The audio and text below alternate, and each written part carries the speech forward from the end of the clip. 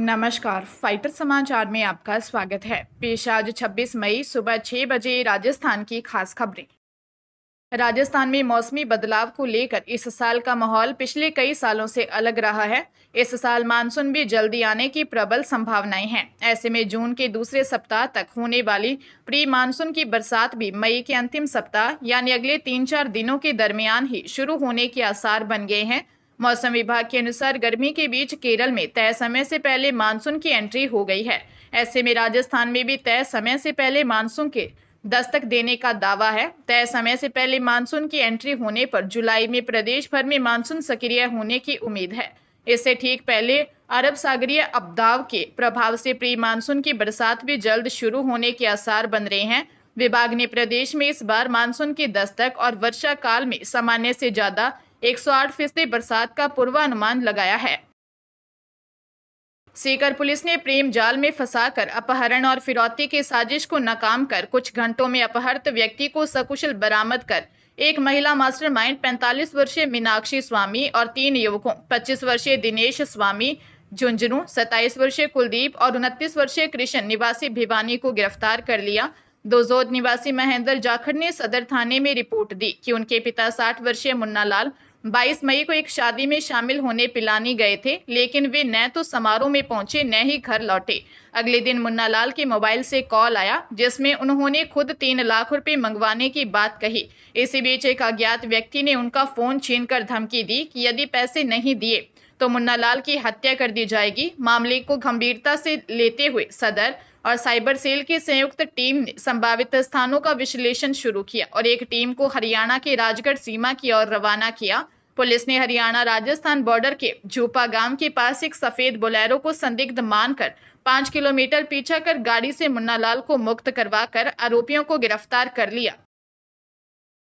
बांसवाड़ा में नाबालिग से दुष्कर्म के 3.5 साल पुराने केस में अदालत ने आरोपी रतलाम के चंद्रगढ़ के शंभू को दोषी मानते हुए अधिकतम 20 साल के कठोर कैद की सजा सुनाई। वारदात 11 सितंबर 2021 की है।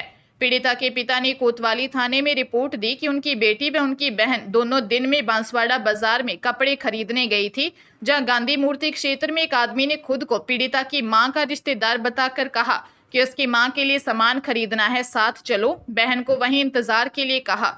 काफी देर बाद जब पीड़िता नहीं लौटी तो बहन ने परिजनों को बताया। काफी तलाश करने पर भी नहीं मिली। अगले दिन परिवार के एक व्यक्ति ने कॉल करके बताया कि उनकी बेटी को शंभू नामक आदमी ने वनेश्वर क्षेत्र में पकड़ कर रखा है। परिजन वहां पहुंचे तो बेटी ने रोते हुए बताया कि आरोपी शंभू ने रेप किया है।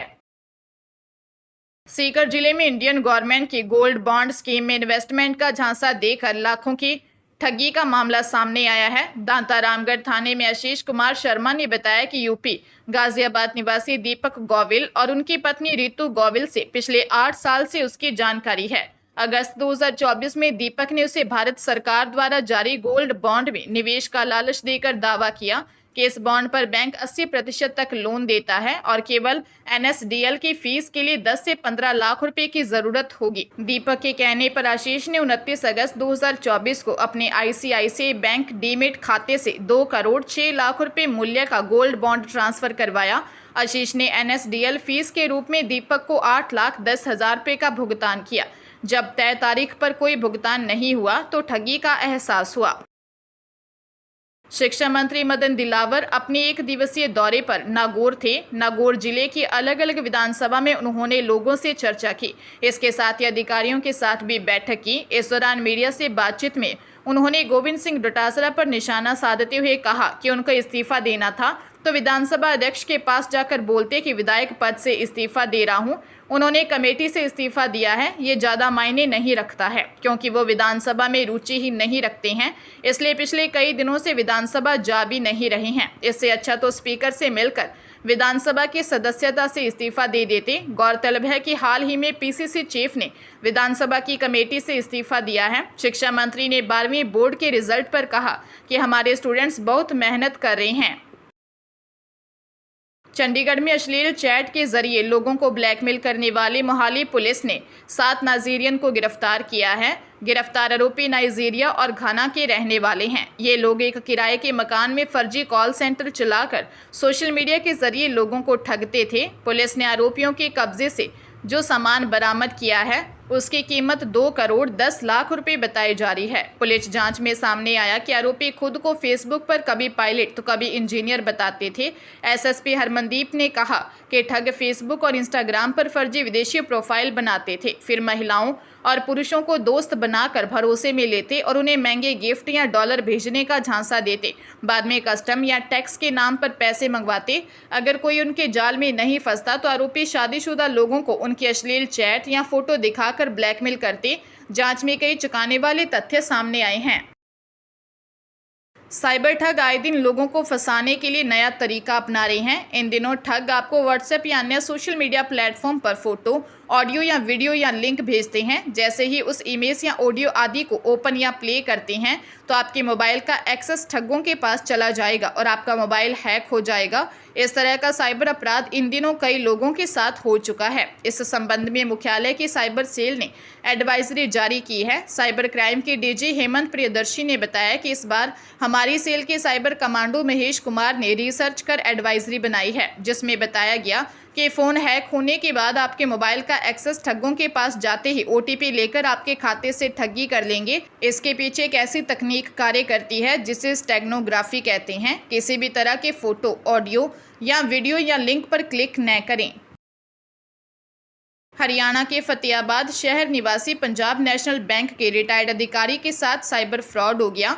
आरोपी ने पीएनबी मुख्यालय से बोलने की बात कहकर मोबाइल हैंग कर दिया। इसके बाद रिटायर्ड अधिकारी के 3 खातों से 5,71,800 रुपये निकाल लिए। निकाले गए रुपए कोलकाता में आईडीबीआई बैंक के अकाउंट में डाले गए हैं। साइबर थाने में मॉडल टाउन निवासी बनवारी लाल ने बताया कि वह पीएनबी बैंक से रिटायर्ड एम्प्लॉय है। उसके मोबाइल पर कॉल आई। कॉलर ने कहा कि वह पीएनबी मुख्यालय से बोल रहा है। उसने पूछा कि क्या आप रिटायर्ड मैनेजर बोल रहे हो, तो उन्होंने हाँ कह दी। कॉलर ने क्रेडिट कार्ड बनवाने के लिए जन्म तिथि व जिले के पिन कोड पूछा, जिसके बाद उनका मोबाइल हैंग हो गया। बाद में उनके 3 अलग अलग खातों से 5,71,800 रुपये कट गए। बूंदी जिले के इंदरगढ़ कोटा लालसोट मेगा हाईवे पर ट्रैक्टर से भरे कंटेनर ने स्कॉर्पियो को जोरदार टक्कर मार दी। दुर्घटना में स्कॉर्पियो में सवार 2 युवकों की मौत हो गई, जबकि 3 युवक को घायल अवस्था में कोटा और सवाई माधोपुर के अस्पताल में उपचार के लिए भर्ती करवाया है। इंदरगढ़ थाना प्रभारी दिनेश शर्मा ने बताया कि कोटा लालसोट मेगा हाईवे पर इंदरगढ़ से लखेरी की ओर जा रहे कंटेनर ने कोटा की ओर से जयपुर जा रही स्कॉर्पियो कार को जोरदार टक्कर मार दी। दुर्घटना में स्कॉर्पियो में सवार कोटा इटावा के रहने वाले 25 वर्षीय रवि गुर्जर, 24 वर्षीय प्रियांशु मीणा, 24 वर्षीय जयप्रकाश पारेता, 27 वर्षीय दीक्षित पारेता और 20 वर्षीय दिव्यांशु राजपूत गंभीर घायल हो गए। अस्पताल में रवि और प्रियांशु को मृत घोषित कर दिया गया। प्रियांशु अपने साथियों के संग जयपुर में पेपर देने जा रहा था। पुलिस हादसे की जांच कर रही है। राजधानी जयपुर के कोटपुतली के पनियाला गांव में डीजे पर नाचते हुए फायरिंग करने का मामला सामने आया है। पुलिस ने आरोपी अशोक गुर्जर को गिरफ्तार कर लिया। आरोपी का वीडियो सोशल मीडिया पर वायरल हुआ था। वीडियो में वह डीजे की धुन पर नाचते हुए पिस्टल से फायरिंग करता दिख रहा था। पुलिस के अनुसार आरोपी अशोक रावत पनियाला गांव का रहने वाला है। वीडियो में वह 4 राउंड फायरिंग करता नजर आ रहा है। पुलिस ने आरोपी के पास से पिस्टल बरामद की। पुलिस सूत्रों ने बताया कि अशोक के खिलाफ पहले से ही कई आपराधिक मामले दर्ज हैं। 27 फरवरी को भी इस पर फायरिंग और हमले का केस दर्ज किया गया था। पनियाला पुलिस ने वीडियो वायरल होने के बाद त्वरित कार्रवाई करते हुए आरोपी को गिरफ्तार किया है। राजधानी जयपुर में नाबालिग लड़की से रेप का मामला सामने आया। रात के समय घर में घुसकर आरोपी पड़ोसी ने नाबालिग लड़की से रेप किया। बात नहीं करने पर अश्लील वीडियो वायरल करने की धमकी दी। नाहरगढ़ थाने में नाबालिग पीड़िता के पिता ने दी रिपोर्ट में बताया कि उनकी नाबालिग बेटी के साथ पड़ोस में रहने वाले लड़के ने रेप किया। आरोप है कि रात को आरोपी पड़ोसी चुपचाप घर के अंदर घुस आया, डरा धमकाकर नाबालिग बेटी के साथ रेप किया। किसी को बताने पर मारने की धमकी दी। नाबालिग बेटी के गुमसुम रहने के दौरान परिजनों ने दबाव बनाकर पूछने पर नाबालिग पीड़िता ने बताया कि आरोपी घर में लगातार चक्कर लगाता था। घर के बाहर डस्टबिन में कीपैड मोबाइल रख कर गया। खुद के मोबाइल में उसके अश्लील वीडियो दिखाकर ब्लैकमेल किया था। पुलिस ने मामला दर्ज कर जांच शुरू कर दी है।